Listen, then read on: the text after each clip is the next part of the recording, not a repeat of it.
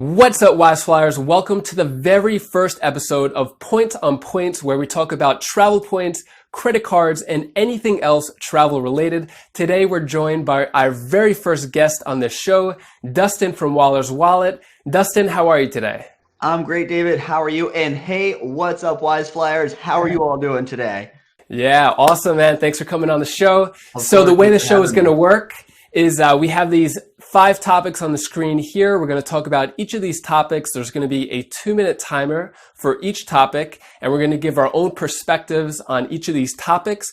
But before we get started, let's get to know Dustin a little better. Dustin, can you tell us a little bit of how you got started with points and miles, and what is Waller's Wallet? Absolutely. So I got started in the credit card points and miles game when my wife and I were looking to take our honeymoon. We went to Jamaica, and looking at the different costs of airfare, I thought there had to be a better way to get to Jamaica than actually paying for it. So, went down the Google rabbit hole of, finding cheap flights. I stumbled across a couple blogs, I think like Million Miles Secret, even a Frugal Travel Guy way back when that was, in I think higher demand. Thought it was more of a scam at first, but I applied actually for the Chase Sapphire Preferred when it was a 40,000 point bonus, not this pretty awesome 60,000 point bonus we have.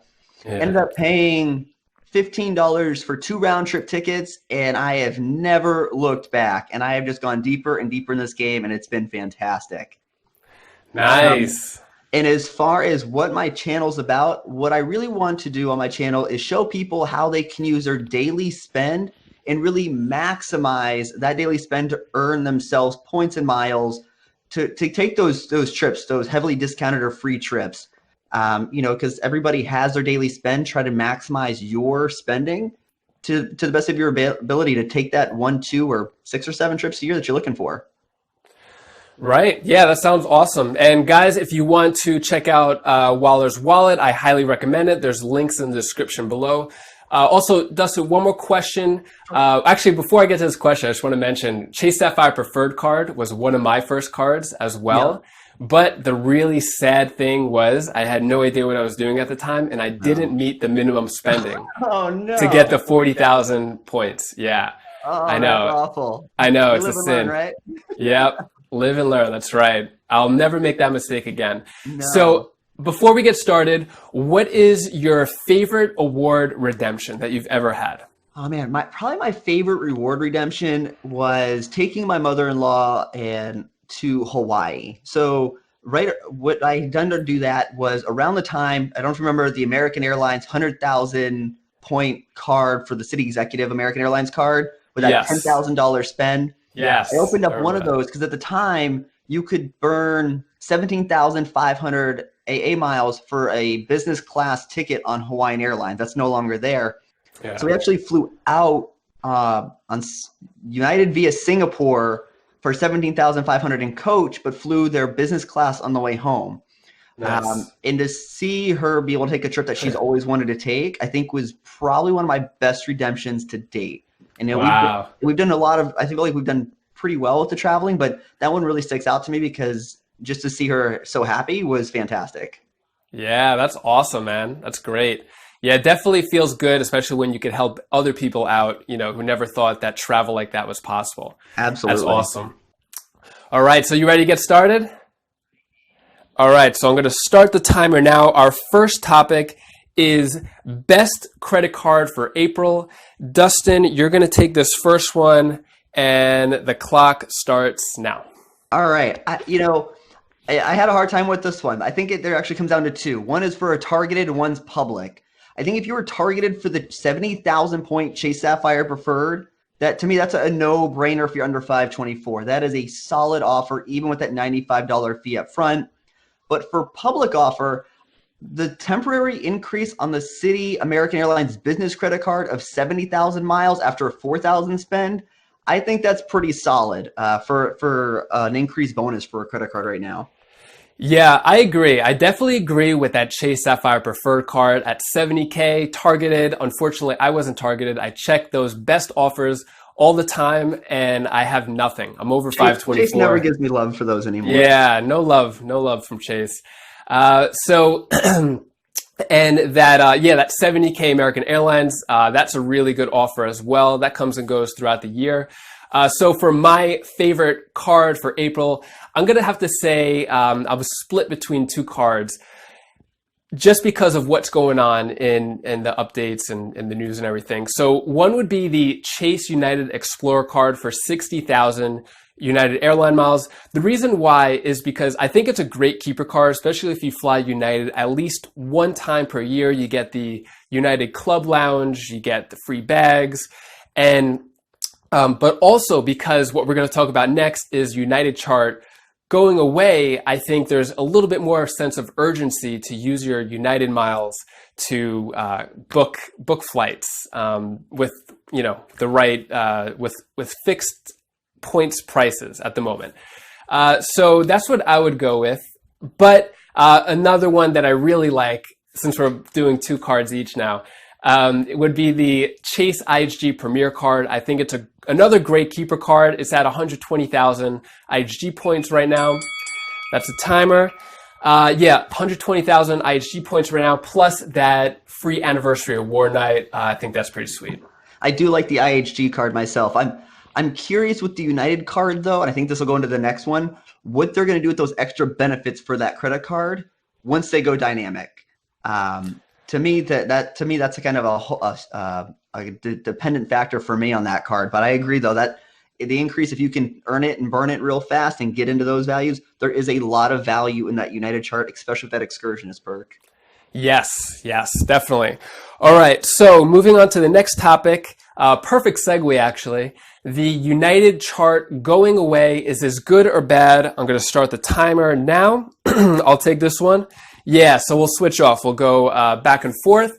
So yeah, so with the United chart going away, I think it's very bad. And for a couple of different reasons. So basically, in November 2019, United is going to get rid of their award chart this way, so you won't know exactly how much it's going to cost to go for a certain distance. For example, North America to Europe, it's a standard 30,000 United miles plus taxes for the most part. And once the award chart goes away, they can make it higher, lower. So we saw this happen with Delta, and with Delta, they took away their award chart, and it hasn't been too crazy. You kind of have an idea of what the award prices are. The reason why I think this is bad though, not just for United, but for the precedent that's starting, is Delta's doing it, United's doing it, there's talk of American Airlines doing it. What's to say that all the other airlines follow suit, and we have no idea how much these award flights cost, which makes our job very hard. What are your thoughts on that? Get the bigger picture from it. I think one, we knew this all was coming. When Delta did it, I think we knew eventually United American Airlines, they just kind of followed Delta's lead, I feel, in so many different aspects. Right. So we already knew this was going to happen. I think at some point, I think to now, it just kind of really sucks that it's happening.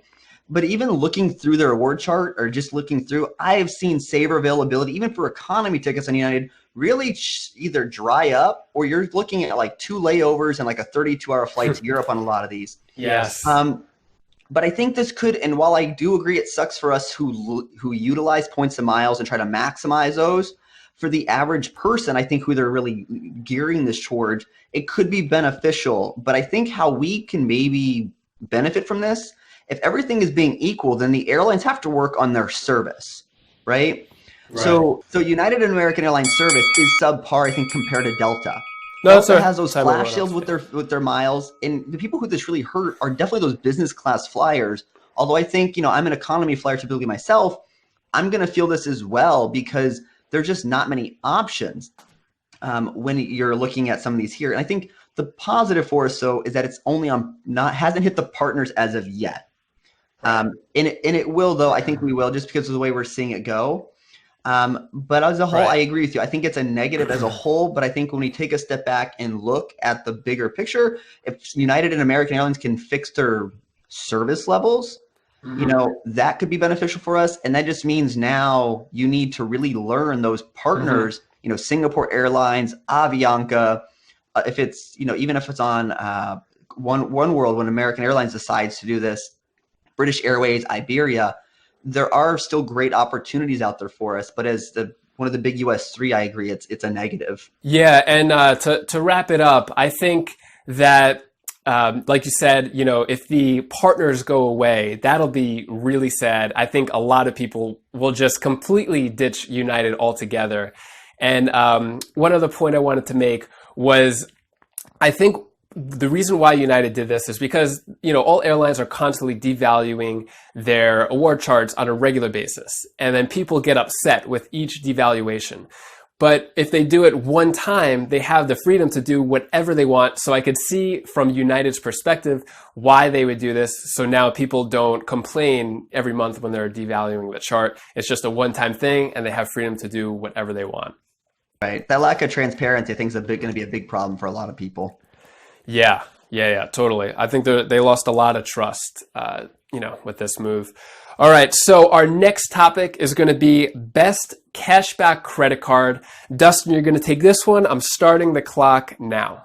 All right. I think, again, I'm going to give 2 here, and I think this is different because if you're looking at a straight flat rate credit card and someone who's just looking for flat, I'm a big fan of the Citi Double Cash just because I know it doesn't have a bonus, or you get maybe that $100 bonus, but flat 2% back. I'm a big fan of Citi Rewind, and I think that's a great flat rate card. If you're not and you're someone willing, I'm actually a big fan of the US Bank Cash Plus card because I like the ability to pick my 5% categories. That's something I think that the Freedom and the Discover It card really lack. You're just kind of locked in whatever they choose. The ability to choose, Lyft or Uber, electronic stores. I buy a lot of electronics, so that's great. They just did, if your cell phone or even, the internet and streaming services, to pick your 5% category gives you more of a personalized approach. And I think people can earn a lot of rewards that way by that personalized approach. Yes, that's a great one. And I think that's kind of the trend that what's going to happen. Bank of America, I don't know if Bank of America did it first or US Bank, but picking your own categories, that's like a higher percentage. I think that's kind of the trend where it's going because people may not go to, the movies. So why would it be a 5% bonus rotating category? Those are great points there. So for me, I don't really like the idea of cash back. The reason why is because I feel like a lot of people who do cash back, they want the money. They want, the money back in their pocket, like actual cash. To me, I feel like it's a waste. So when I think of cash back, there's 2 different sides, right? There's earning potential and then there's redeeming potential. I think a lot of people are looking at the front end, the earning potential, and they may see 2%, 5%, and they think, oh, this card is better than the other because it has a higher earning potential. I like to look at the redeeming potential. Even if someone says that they're not going to travel, and they want the cash back, they still are going to travel at least one time in the next 3-4 years, whether it's a flight, a train, or a hotel night, they're going to do it. So I think, so that was my build up to my card of choice. It's going to be the Chase Freedom Unlimited card, which is offering 3% on everything. And the reason why I think that is so powerful is because let's just say someone is building up their cash back and they don't, they resist the urge to splurge on a gift card or cash, but they have a trip in mind a few years down the line. They get the Chase Sapphire Preferred. Then they could transfer all those points over to transfer partners and get a ton more value. They could, if they don't want to fly at all, they could stay at Hyatt, Marriott, something like that to get the most value. So I would go with the Chase Freedom Unlimited. I think that is a great card. I think the one spot where I might just differ with you, just because, we're going to have this out. Yeah. I think if you're a premium class flyer, I agree with you 100%. If you're someone who flies coach, you could benefit. I think you still would maybe redeem slightly better with cash back, only because the flights have been so cheap around the world. I mean, $250 round trip to, I think London was the other, maybe $300 to London. Right. Asia's been, sub 400 or sub 500 fares. So if there's someone who's looking to fly economy, I think maybe they might do better with cash back. But I agree, if you're someone who prefers to fly, turn left once you get on the plane, then you're absolutely going to be better off with those points as opposed to cash back.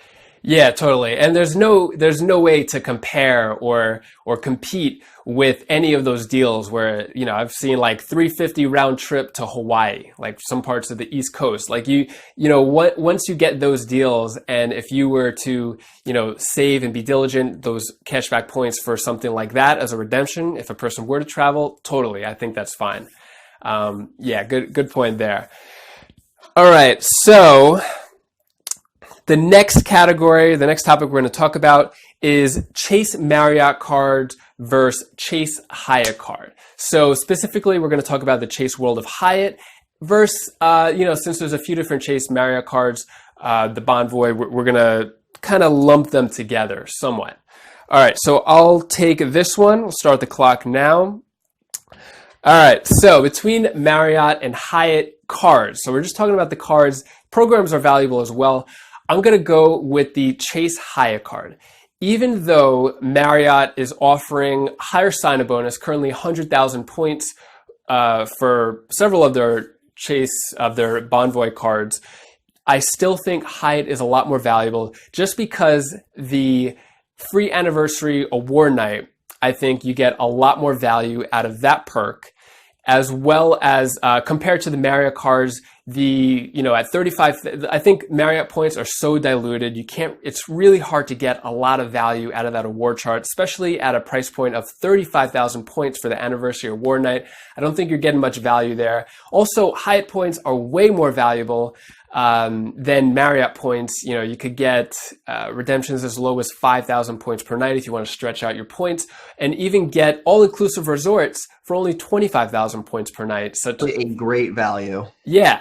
So I'm going to go, even though Marriott has higher sign-up bonuses at the moment, 100,000, I'm going to go with the Chase World of Hyatt card. What are your thoughts? So I'm going to go with Hyatt as well, but for slightly different reasons, not necessarily for the point bonus up front.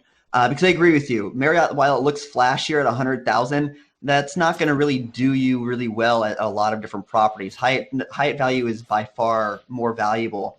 But I think it's the earning rates on the card where I think Hyatt and the opportunity to earn that second free night certificate after a $15,000 spend give Hyatt the edge, as well as just, I'm just gonna be honest. The Marriott properties after the merger, their status levels I think are just atrocious. I think gold level is the new silver. Their platinum is not even. You don't even get some great benefits with their platinum status. That's even if you do pay the $450 fee card.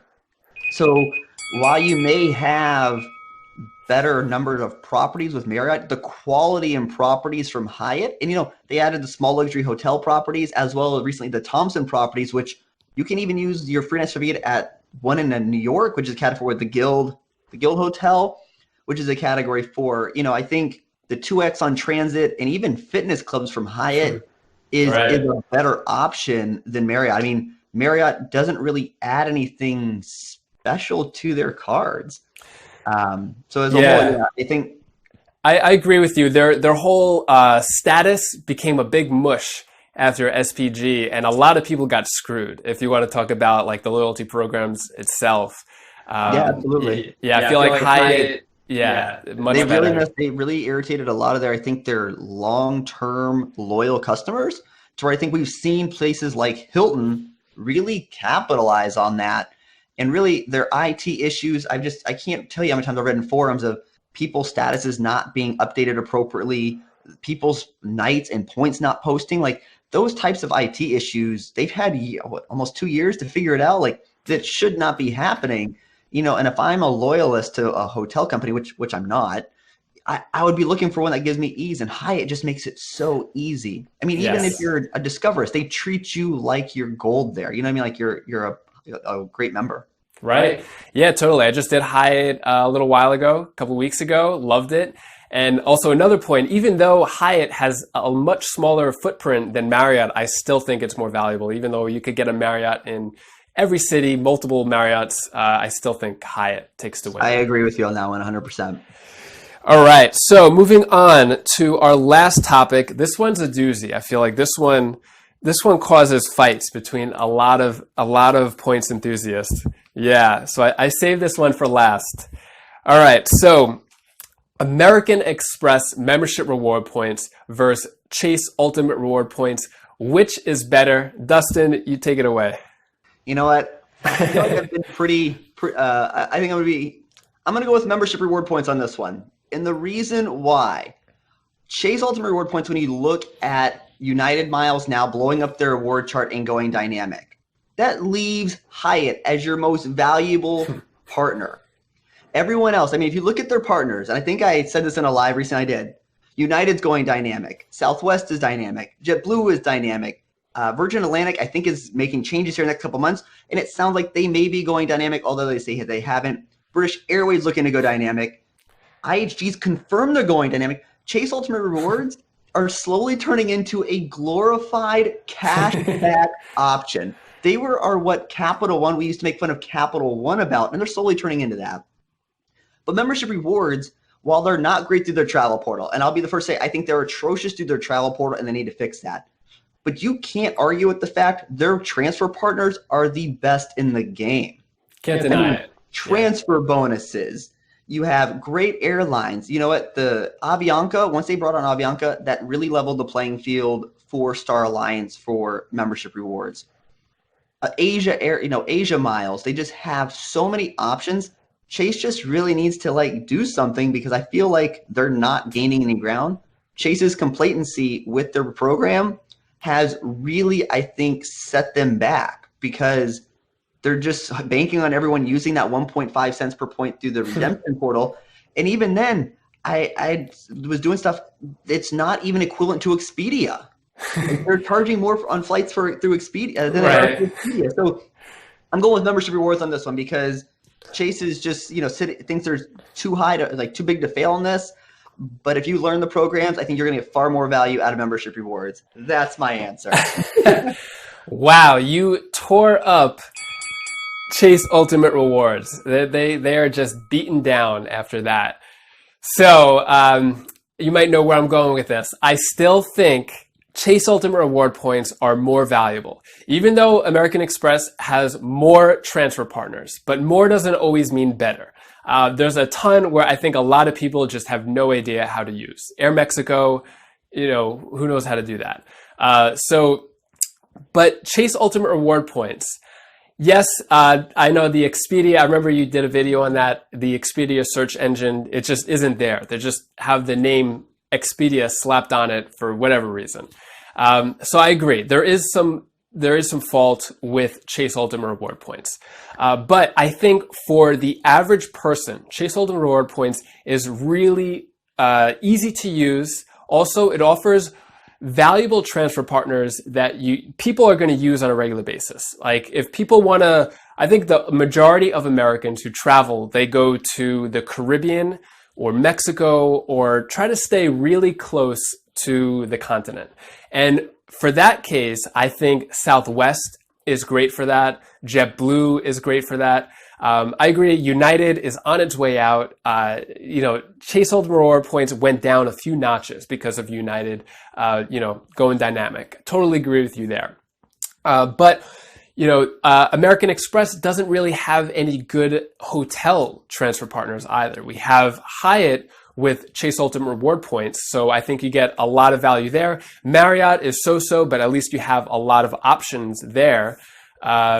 So that's the reason. So because of the ease of use, because for the average person who may not want to go for premium seats, but who just want to go to the Caribbean, maybe get some Hyatt hotels, I think is the majority of people. I'm going to go with Chase Ultimate Reward Points. Okay. I don't disagree. I do agree that most people probably will still benefit from Ultimate Rewards. I just think if people are willing to take a step back and learn even some of these programs, I mean, Iberia, I know people look at, American airline miles first, right? I got my American airline miles. When you start looking at British Airways and Iberia, you can get those with Chase. You can get that. Remember, was it a couple months ago? We got like a 35% bonus or 25% bonus to those programs. Right. There's a lot of options. I agree there's more work that people need to do in order to learn membership reward points. But if someone's really wanting to jump down the rabbit hole of the game, I think that they will get far more value. But if Hyatt goes out the door, man, Chase has got the out. If they lose Hyatt, I'm coming with you to membership reward points. Definitely. Okay. Yeah. All right. So good. So yeah, we covered all 5 topics. Dustin, were there any final thoughts you wanted to leave the viewers before we part? Yeah, I think as we see the landscape change in this points and miles game, and it changes all the time. We're seeing programs devalue, change the rules at any given time. It's really important to really diversify your points and miles amongst different programs and learn some of just the basics of a couple of programs. So if you're heavily into Chase Ultimate Rewards, maybe learn a partner from a membership or even city thank you points. But by learning a couple of those airline transfer partners, you really protect yourself and getting the most value, because when you put all your eggs in one basket, it can really hurt you when it comes time to redeeming. Because as we look at these programs slowly going dynamic, what might cost you 20,000 miles or 25,000 miles round trip today may cost you 100,000 miles, next year. So being able to really learn a couple of award partners and diversifying your points and miles, I think lead to long-term success. Yes, I agree with you there. If you are new to miles and points, it's better off that you put your spending on a flexible credit card, such as a Chase Ultimate Reward earning credit card or, excuse me, American Express flexible point earning card, gold card, platinum card. So if you put your spending on those, like Dustin said, you'll get a lot more value, excuse me, with transfer partners compared to if you have the American Airlines card and you put all your spending on that, you're limited to American Airlines. Unless you're going for elite status, you really should be putting your spending on flexible points earning cards. Agree 100%. All right. And Dustin, where can my viewers contact you or see more of you? Any social media you want to? Sure. I mean, I'm on YouTube, Waller's Wallet's the channel. I'm on Twitter, Instagram. I have a Facebook group, all at Waller's Wallet. I'm pretty active on Twitter. I'm trying to be more active on Instagram, but in my Facebook group, I'm active as well. That's where I'm at most of my time. Every Thursday right now is my posting schedule of my videos as well. Awesome. Well, thank you so much for coming on, Dustin. I would love to have you on again if you want to come. Absolutely. Thank you for having me. I loved it. I would love to come back on. All right, guys. Take care. Hope you enjoyed. And comment below. I should have said this before, but comment if you have any feedback on this type of format of a video and if you liked it. Let us know in the comments, and we'll see you next time.